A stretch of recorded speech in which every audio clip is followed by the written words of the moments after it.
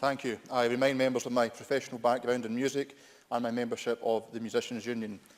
Presiding Officer, this debate provides an opportunity to highlight the growing concerns over Brexit held by the Scottish and wider UK music communities.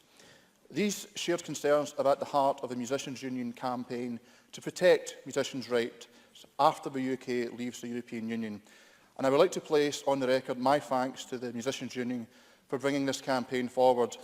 I would also like to state my thanks to members of Labour, the Greens and the Liberal Democrats who joined my SNP colleagues in supporting this motion.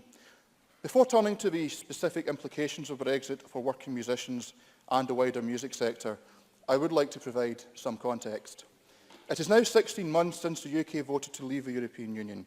I, along with the majority of my constituents in Renfrewshire South and the overwhelming majority of people in Scotland, voted to remain.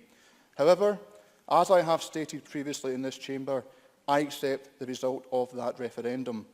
What I do not accept, however, is that the vote to leave gave the UK government a mandate to take Scotland and the UK out of the single market and consequently end freedom of movement.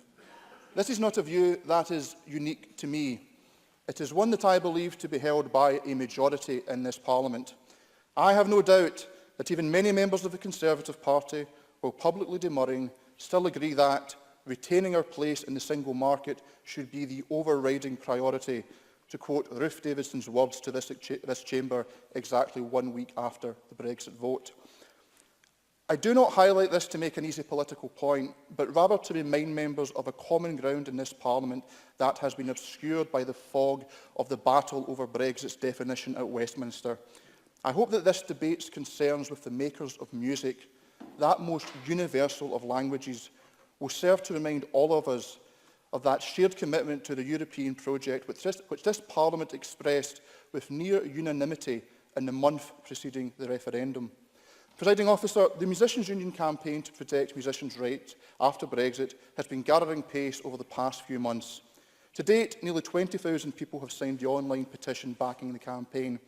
This is not surprising, given that a survey carried out by UK Music found that of those working in the sector expressing an opinion, nearly 70% believe Brexit would have a negative impact on the UK music sector. It's therefore vital that politicians back our musicians and back the Musicians' Union campaign. So far, over 100 MPs and peers have indicated their support. And today I hosted the Musicians' Union here in our Scottish Parliament, where many MSPs of many parties pledged to support their support for musicians' rights post-Brexit. I encourage all members who have not yet done so to sign the online petition, a link to which can be found on the Musicians' Union website. The MU campaign itself centres on 5 key areas: free movement, copyright protection, workers' rights, rights of EU citizens in the UK, and arts funding. In my remarks, I will give particular focus to the importance of freedom of movement and securing the rights of EU citizens. Presiding Officer, all of us here will likely have enjoyed the benefits freedom of movement brings in allowing us to easily visit and holiday in EU countries. However, free movement is not just for the convenience of holidaymakers. It crucially also permits the freedom to work in any part of the European Union. While there has rightly been much public discussion regarding the single market freedoms to trade, to sell services and move capital, for most people the only assets that they can monetise are their skills and labour. This is particularly true of performing musicians. For those musicians in Scotland and across the UK, the single market has afforded the opportunity to work in 27 other countries and access a combined market of 500 million people with relative ease. As members of the single market, UK musicians working in EU countries do not require a visa or work permit. Membership of the Customs Union means we do not need a carnet, which is required for transporting equipment across borders. And merchandise sold at concerts is not subject to the duties faced by UK acts touring, for example, in the United States. Each of these particular benefits has a significant impact on the profitability of a tour, and this is equally so for musicians from other EU countries seeking to perform in the UK. Leaving the single market and customs union, as planned by the UK government, risks the imposition of a costly bureaucratic regime that could make touring unviable for all but the most established acts. Consequently, it would hinder fledgling talent in Scotland in building a European audience. and make it more difficult to attract acts from Europe to perform in Scotland. With the weakened pound caused by the Brexit vote already impacting on the UK's ability to attract international acts, an end to freedom of movement would do significant further damage to the prospects of working musicians in Scotland and the UK's wider music sector. Presiding Officer, the second area I wish to highlight concerns the rights of those EU citizens currently living and working in Scotland and the wider UK. The 2016 UK Music Diversity Survey found that EU nationals make up 10% of the UK music industry workforce, compared to an estimated 7% of the UK workforce as a whole.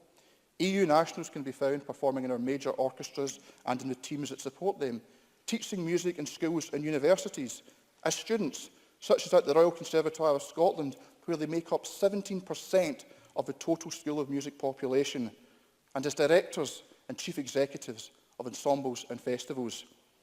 They are our friends, our neighbours and our colleagues who have each made an immeasurable contribution to our country, enriching and enhancing our culture and way of life. The UK government's failure to guarantee their status is utterly shameful.